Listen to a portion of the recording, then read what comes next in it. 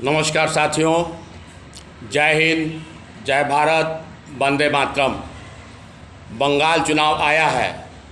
पूरे देश को कंगाल बनाकर अब माननीय प्रधानमंत्री जी बंगाल बंगाल चिल्ला रहे हैं।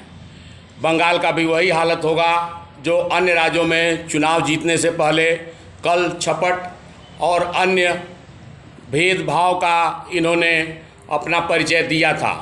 उत्तर प्रदेश और बिहार में भी जब चुनाव हुए तो बिहार में जब तेजस्वी बोले कि हम जो है 10 लाख नौकरियां देंगे, तो उनको काटने के लिए उसका अल्टीमेटम इन्होंने बोल दिया कि 20 लाख नौकरियां देंगे। अब तक का इतिहास है कि मुझे नहीं लगता कि 1 लाख या 10,000 या 20,000 भी ये नौकरी बिहार में दे पाए हो। तो ये पूरी तरह से मिथ्या साबित हुआ है और हर जगह जहाँ ये जो भी बोल रहे हैं बिल्कुल झूठ बोल रहे हैं। उत्तर प्रदेश की जहाँ तक बात है, एक दिन मैंने अखबारों में देखा कि अखबारों में निकला था, अब ये अखबार की गलती थी कि महाराज जोगी जी की गलती थी, 300 करोड़ नौकरियाँ दे दिए हैं।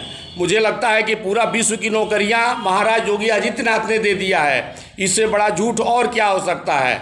सिर्फ कल छपट के बल पे ये चुनाव जीत रहे हैं और अंधभक्त मीडिया जो है ये बताने में बिल्कुल कामयाब हो गई है कि जो भी प्रधानमंत्री नरेंद्र मोदी जी कर रहे हैं वो सही कर रहे हैं।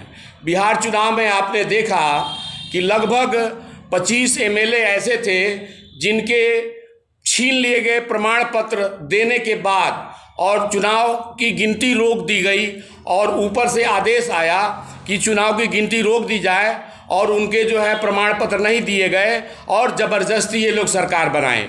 जितनी भीड़ जुट रही थी तेजस्वी की, मुझे तो नहीं लगता है कि इनके 10 या 20 या 50 भी सीट निकलने वाले होंगे। इनके पास हर कला है। अगर मशीन से नहीं जीतते हैं तो चुनाव आयोग से जीतते हैं। आखिर माननीय अशोक लवास जी को क्यों हटाया गया? वो भी तो चुनाव आयुक्त थे और उन्हीं को आगे बनना था, लेकिन उन्होंने अरोड़ा जी को रखा।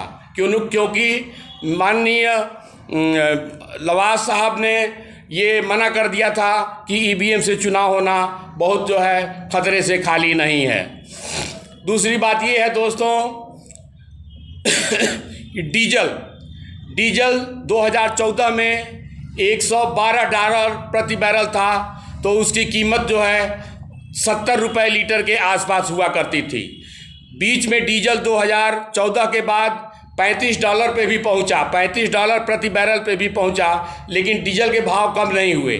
और आज ये दिन है कि क्रूड ऑयल का जो रेट है वो $64 प्रति बैरल है और आज 85 रुपये में डीजल मिलता है।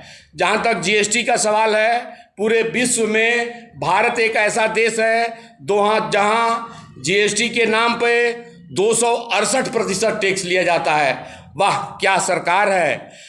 जैसे दूसरा बंधुओं, जब किसानों को कृषि कानून नहीं चाहिए तो ये माननीय प्रधानमंत्री महोदय ज़बरदस्ती क्यों थोप रहे हैं? डबल आय करनी है तो गेहूं का दाम सुनिश्चित करें और 30 रुपया 35 रुपया किलो खरीदने का काम करें।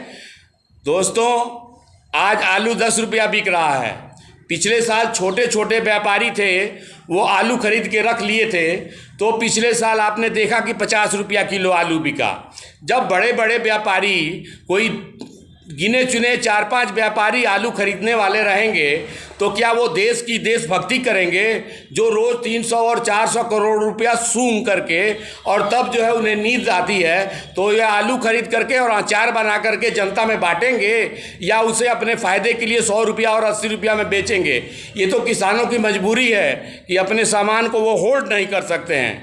तो दोस्तों, ये छोटे व्यापारियों की कमर तोड़ रहे हैं और बड़े बड़े व्यापारियों को कमर जो है सोने और चांदी और हीरे की बना रहे हैं। इसलिए साथियों, मेरा ये निवेदन है, और तेजस्वी जी भी बिहार में जो है बोले हैं कि हमारा जो है समर्थन तृणमूल कांग्रेस ममता बनर्जी को रहेगा। ये मात्र किसी भी हालत में चुनाव जीतने की कोशिश करते हैं, इसके लिए इन्हें कुछ भी करना पड़े वो करने के लिए तैयार है, चाहे देश जाए भाड़ में।